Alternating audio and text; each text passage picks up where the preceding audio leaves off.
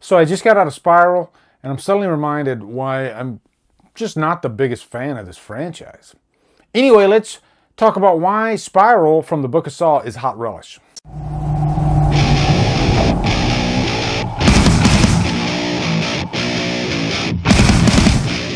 Spiral from the Book of Saw stars Chris Rock, Samuel L. Jackson, Max Minghella, and is directed by Darren Lynn Bousman. What's up, guys? Just got out of theater. Not gonna lie, it does feel good to be steadily going back into theaters. And I went and seen Spiral, which is a movie that I've actually been anticipating for quite a while. And let me tell you why. Because I'm not the biggest fan of the franchise of Saw. I love the first movie. I've seen the first movie quite a few times, but the sequels that follow, and I've only seen them once, except for even Jigsaw, I haven't even seen. The plot for me just gets a little bit too convoluted, and if I don't care, then that's a problem. So I've never been so invested in the franchise, but Spiral caught my interest because it seemed like they were trying to take what worked about the franchise and let's maybe give it a spin-off type of vibe, give it a different name, Spiral, which I think was a genius move actually. Instead of calling this like Saw 8, I think this is the 8th movie, because I think that would definitely lose some interest in the movie. But completely giving it a different name, calling it Spiral, it piqued my interest. And if you're piquing my interest, a guy that's not a big fan of the franchise, then you're doing something right. So kudos to Chris Rock, who executive produced this, for trying to think outside the box. Also, I'm doing this, I was supposed to be doing this review at the same time, but I had some other things that came up last night, so I wasn't able to get my review out last night. But I'm going to leak a card here to my good friend Nezzy, who has a new channel called Rejected Heroes Media. And he's already posted his review. I, of course, did not watch his review yet because I wanted to go into this with fresh eyes. And so I don't really know if he really loved the movie or not. I'll watch it after I do this. But definitely check out his channel for sure. Very talented reviewer, actually. But first, let's give you a quick plot synopsis. Chris Rock, he plays Detective Zeke Banks. He's got this new partner named Shink, played by Max Minghella, who's definitely been making a name for himself. I've seen him pop up in quite a few things over the years. But beginning of the movie, one of the detectives is killed by a killer who has a familiar calling card, it's just a different voice. So throughout the rest of the movie, Banks is trying to figure out why these cops are being killed and basically trying to catch the, I guess you wouldn't call him the Jigsaw killer. This is a non-spoiler review, okay? So I'm gonna be very vague about how I approach this review, because we all know the Saw franchise is known for twists, crazy twists in the end of the movie. And so again, I'm gonna be very careful. But this is its own contained story. It seems like Banks in this movie is the only good cop. Like everybody that he works with is a complete douchebag, maybe except for the captain. But that is one of my problems of the movie too. The cops are very hard to like in this movie for the most part. Chris Rock is pretty much the only good cop.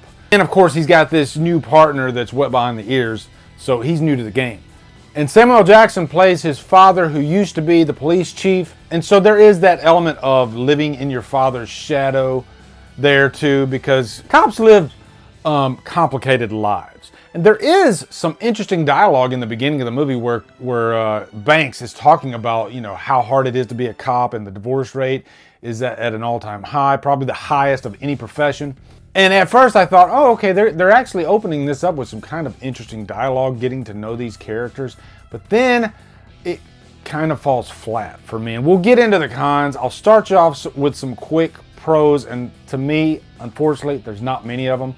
I guess the kills are inventive and interesting. But then I kind of have a problem with that as well, because the thing that worked about the first movie and really other detective movies, and by the way, guys, I do love a good detective movie, okay? That's not the problem I have with this franchise.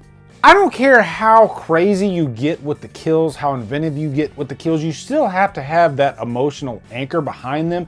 You still have to have that build up, so by the time you get to the kill, you care so much about that character, and you're just so much more invested in what's going on. And the thought of that person getting hurt, whether you like them or whether you don't like them, it just amplifies everything because you're invested.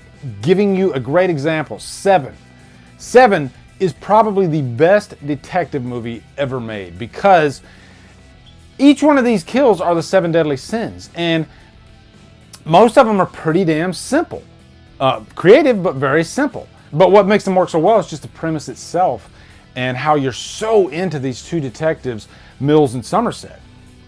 And that story, that script is just so strong. To me, you don't get that in this movie at all.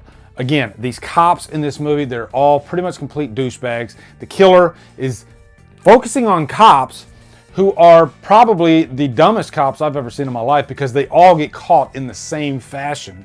And then you're set up with these kills that would basically take an engineering degree, and I'm being very vague about my wording because I don't want to spoil anything, but I just will say how elaborate these traps are kind of getting away with how things pan out. And you'll know if you've seen the movie. Also, again, like I said, the Saw franchise is well known for its twists, okay? I think this might be the laziest twist I've seen. I called the twist in this movie probably within the first 15 minutes, if I'm being honest. I immediately almost like pointed at the screen and said, that's gonna be the killer. I just knew it, you know? And they didn't have any nuance about the red herrings in the movie. It was almost like too obvious. And then once you finally have the reveal in the end of the movie, it felt kind of weak and one-dimensional. And that's not just because it was just too predictable. It was a variety of other reasons, honestly. Let's talk about Chris Rock. Or should I say, let's talk about Chris Rock. One of my things I said in my trailer reaction was I was worried about Chris Rock. And he did start off interesting. But if you look at like Chris Rock in, say, Lethal Weapon 4, you get him in small doses. And he's awesome in small doses. But he's pretty much that way throughout all of this movie. And I think even though some of the jokes work, he's cracking too many of them. And when you do that in a movie that's supposed to be dramatic, again, it can get in the way. In a detective movie, and if you want it to be serious, you got to be a little bit careful about how many jokes you're dropping. Because there were some scenes in this movie where it felt like it was ripped right out of his stand-up routine. And I was laughing.